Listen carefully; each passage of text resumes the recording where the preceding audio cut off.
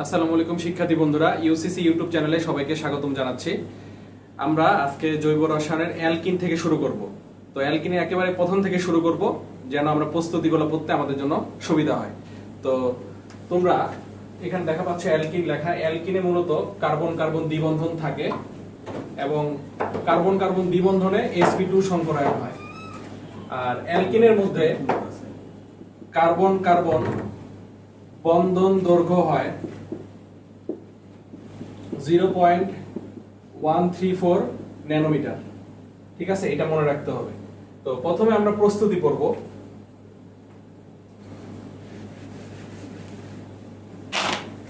প্রস্তুতি, এই প্রস্তুতিটা অনেক ইম্পর্টেন্ট। আর আরেকটা জিনিস বলে রাখি, অ্যালকিনের সাধারণ সংকেত হচ্ছে CnH2n। কার্বন সংখ্যা যত থাকবে হাইড্রোজেন সংখ্যা তার দ্বিগুণ থাকবে। এখানে n এর মান 1 হতে পারবে না, 2 থেকে শুরু হবে। তাইলে 2 হলে কি হয় আমরা বসাই দেখি। n এর মান 2 হলে এই সূত্রে C2H4। অ্যালকিনের নামের শেষে ইন হয়, এটা হবে ইথিন। মূলত জৈব যৌগতায় আমাদের সমস্যা হয় সংকেতগুলো না জানার কারণে, এই জন্য আমি সংকেতগুলো থেকে শুরু করছি। তো যখন প্রস্তুতি আমরা পুরোপুরি শুরু করব, তোমরা তখন বুঝতে পারবা যে সংকেতগুলো কত জরুরি। এই C2H4 যেভাবে গাঠনিক সংকেত লেখা যায় সেভাবে আমরা লিখবো। এখন কার্বন কার্বন ডাবল বন্ধন, এই যে এখানে ডাবল বন্ড দিলাম। এবার কার্বনে 4টা হাত, এখানে 2টা হাত চলে গেছে, এই পাশে 2টা হাত থাকে। এই যে এখানে একটা, এখানে একটা, তাহলে এই হাতে একটা হাইড্রোজেন, এই হাতে একটা হাইড্রোজেন। আর সেম এই কার্বনেও এখানেও একটা বন্ড, এখানেও একটা বন্ড, তাহলে এখানে একটা হাইড্রোজেন হবে, এখানে একটা হাইড্রোজেন হবে। তাহলে এটাকে আমরা লিখতে পারবো এভাবে CH2 ডাবল বন্ড CH2। এটা হচ্ছে ইথিন। যখন তোমরা ক্লাসগুলো দেখবে তখন তোমরা নোট করে রাখবে, তাহলে তোমাদের পরবর্তীতে সুবিধা হবে। এটা বোর্ড পরীক্ষার জন্য অনেক জরুরি, ভর্তি পরীক্ষার জন্য অনেক জরুরি। তো n এর মান 3 বসালে আমরা কি পাবো এখন দেখি। তখন এখন আমরা ডাইরেক্ট সরাসরি লিখতে পারবো। দেখো n এর মান 3 বসালে আমরা পাবো C3H6। এটার নাম হয়ে যাবে প্রোপিন। প্রোপিন। তাহলে এইটা আমরা ভাঙিয়ে কিভাবে লিখতে পারবো, সেটা হচ্ছে CH3 CH double bond CH2।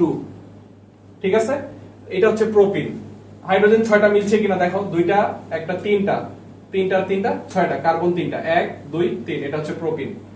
তো এরপরে আমরা n এর মান 4 বসালে কি হবে সেটা দেখব।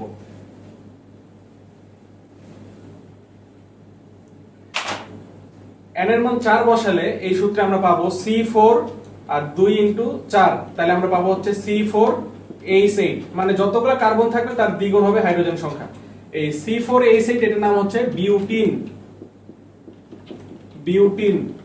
এখন বিউটিন 1 ও হতে পারে, 2 হতে পারে। তাহলে প্রথমে আমরা বিউটিন 2টা দেখি। CH3 single bond CH double bond CH, এরপর লিখবো হচ্ছে CH3। এখানে 1 নাম্বার কার্বন, এটা হচ্ছে 2 নাম্বার কার্বন। এই 2 নাম্বার কার্বনে দ্বিবন্ধন আছে, এই জন্য এটার নাম হয়ে যাবে বিউটিন 2। বিউটিন 2। ঠিক আছে, এবার এখানে আমরা লিখবো হচ্ছে বিউটিন 1।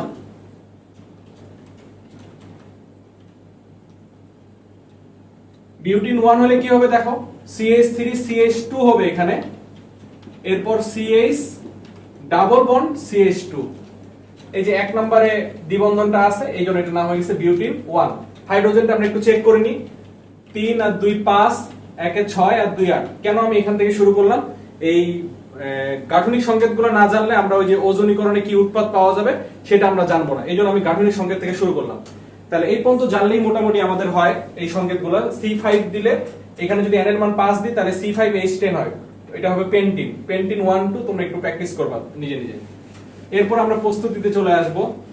প্রস্তুতির সবচেয়ে গুরুত্বপূর্ণ যেটা, সেটা হচ্ছে 1 নম্বর লিখতে হবে অ্যালকোহলের নিরুদন দ্বারা। অ্যালকোহলের নিরুদন দ্বারা। এই নিরুদন অর্থটা কি আমাদের জানতে হবে। ঠিক আছে, নিরুদন হচ্ছে বা নিরোধক হচ্ছে পানি শোষণ করে নেয়। পানি শোষণ করে। তো পানি কারা শোষণ করে, এরকম 5টা যৌগের নাম আমরা লিখবো। সেটা হচ্ছে ফসফরিক অ্যাসিড হতে পারে H3PO4, সালফিউরিক অ্যাসিড হতে পারে, ফসফরাস পেন্টাঅক্সাইড হতে পারে। এরা হচ্ছে পানি শোষণ করে এবং অ্যালুমিনা বা অ্যালুমিনিয়াম অক্সাইড হতে পারে। এই চারটা হচ্ছে পানি শোষণ করে। এগুলো এই অ্যালকোহল থেকে পানি শোষণ করার মাধ্যমে আমাদের অ্যালকিন প্রস্তুত করে। তো এরপরে আমরা দেখি কি কি প্রস্তুত করতে পারি।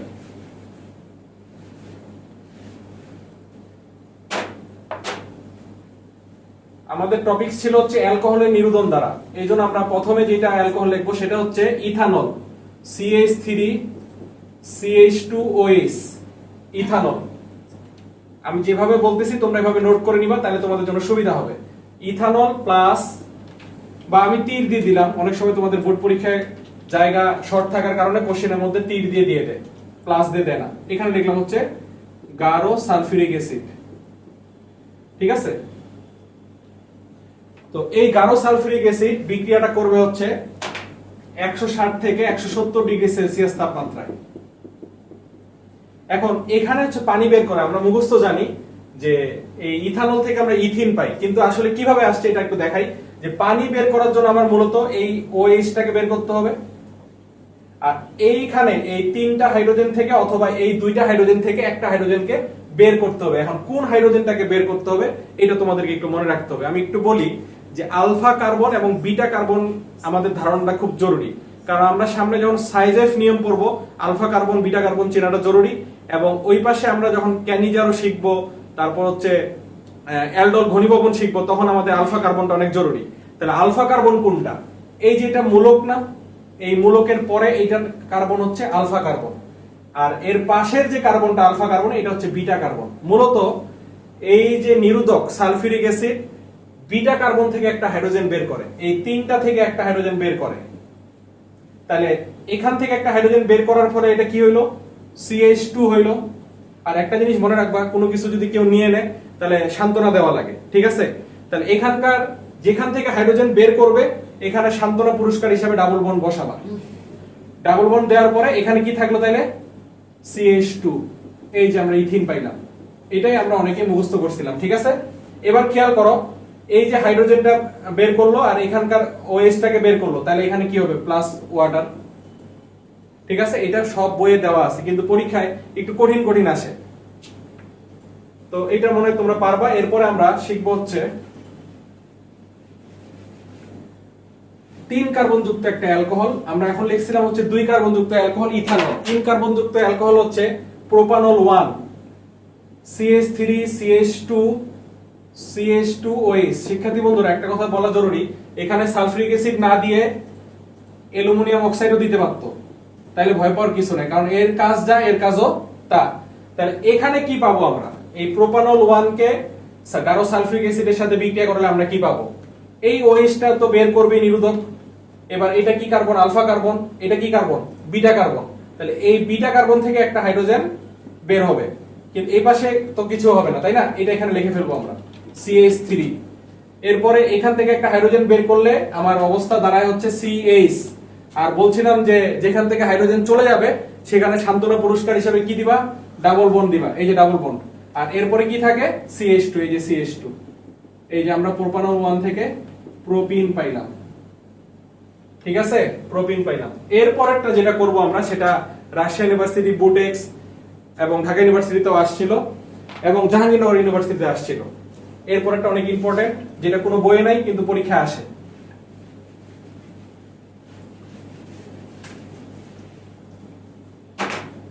দেখো CH3, এটা সম্ভবত রাজশাহী ইউনিভার্সিটিতে আসছিল, বোর্ড পরীক্ষার জন্য অনেক ইম্পর্টেন্ট। CH3CH2CH2CH2OH এভাবে দেওয়া ছিল। আর অ্যালুমিনিয়াম অক্সাইড দিলে টেম্পারেচারটা 350 থেকে 450 রাখতে হয়। তো এইটার নাম কি আমাকে দেখতে হবে। এটা কয় কার্বন যুক্ত অ্যালকোহল? 1 2 3 4, আর এখানে আছে OH, তাহলে এটার নাম হচ্ছে বিউটানল 1। 1 নম্বরে OH আছে, এটার নাম হবে বিউটানল 1। তাইলে আমরা কি শিখাইছিলাম? বলছিলাম যে এই নিরোধকটা কি করে? OH টাকে বের করবে, এই OH টাকে বের করবে পানি হওয়ার জন্য। আর এই প্রথম কার্বনটা মূলকের পরে সাথে সাথে পাশের যে কার্বনটা এটা হচ্ছে আলফা কার্বন, আর এটা কি? Beta carbon. তাহলে বিটা কার্বন থেকে হাইড্রোজেনটা চলে যাবে, আর এখানে তো কিছুই হচ্ছে না, এখানে যা আছে তা আমরা লিখবো CH3 CH2, এই যে CH2 লিখলাম।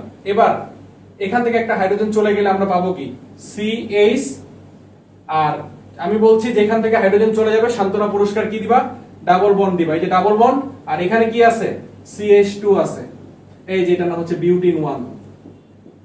ঠিক আছে, এখন বোর্ড পরীক্ষা এইভাবে দিয়ে এখানে এ যৌগ দিবে, বলবে এ যৌগটি জ্যামিতিক সমানতা দেয় কিনা। এগুলো আমরা যখন আমরা এখন শিখাচ্ছি পরবর্তী ভিডিওগুলোতে আমরা কোশ্চেন সলভ সহ তোমাদেরকে দেখাই দিব যে এটা কিভাবে সৃজনশীল হতে পারে। ঠিক আছে, তাহলে এই গাঠনিক সংকেত না জানলে কিন্তু বিপদ আছে। এরপরে এই বিউটানল 1, এবার যদি বিউটানল 2 দিই, এরপরে একটু কঠিন।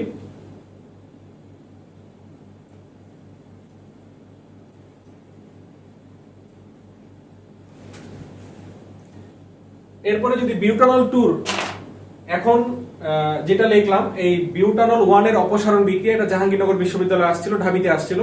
তোমরা দেখবা টেস্ট পেপারে বিভিন্ন কলেজে এই কোশ্চেনটা আসছিল যে বিউটানল 1 এর অপসারণ বিক্রিয়া লেখো, খ নম্বরের জন্য অনেক ইম্পর্টেন্ট। আর এখন আমরা বিউটানল 2 টা লিখবো।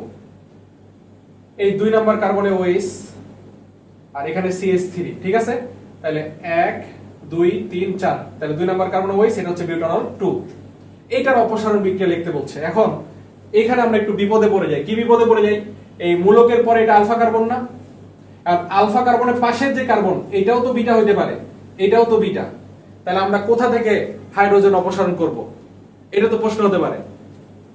সব সময় যেখানে কম সেখানে আমরা যাই, এই জিনিসটা একটু মনে রাখতে হবে তোমাদেরকে। এখানে এই বিটা কার্বনে হাইড্রোজেন কয়টা? 3টা। এই বিটা কার্বনে হাইড্রোজেন কয়টা? 2টা। তাহলে এখানেই আগে ধরতে হবে, বা এখান থেকে হাইড্রোজেনটা বের হবে। তাহলে আবার বলি কথাটা যেটা বললাম, যে ওই বিটা কার্বন থেকে হাইড্রোজেন অপসারণ হবে যেই বিটা কার্বনে হাইড্রোজেন সংখ্যা কি কম। তাহলে এখানে যা আছে CH3, এটা লেখো এখানে CH3। এরপরে এখানে এই বিটা কার্বনে হাইড্রোজেন কম, এখানে হাইড্রোজেনটা বের হবে CH। আর যেখান থেকে হাইড্রোজেন বের হবে সান্ত্বনা পুরস্কার কি বলছিলাম, দ্বিবন্ধন, এই যে ডাবল বন্ড, এখানে CH আছে CH3, এই যে CH CH3, এই যৌগের নাম কি বিউটিন 2, প্লাস পানি তো হবেই। আশা করি তোমরা বুঝতে পারছো। ঠিক আছে, এটা আমাদের সাইজেস নিয়মের কাজে দিবে। ওকে, তো শিক্ষার্থী বন্ধুরা, এভাবে আমরা পর্যায়ক্রমে তোমাদের যে টপিকস গুলো তোমাদের জরুরি সেগুলো আমরা দিব। তোমরা এই ভিডিওটি ভালো লাগলে লাইক কমেন্ট শেয়ার করবা এবং বন্ধুদের ইনবক্সে দিয়ে দিবা যাতে সবাই উপকৃত হতে পারে। ঠিক আছে, সকলের প্রতি শুভকামনা রইল। আসসালামু আলাইকুম।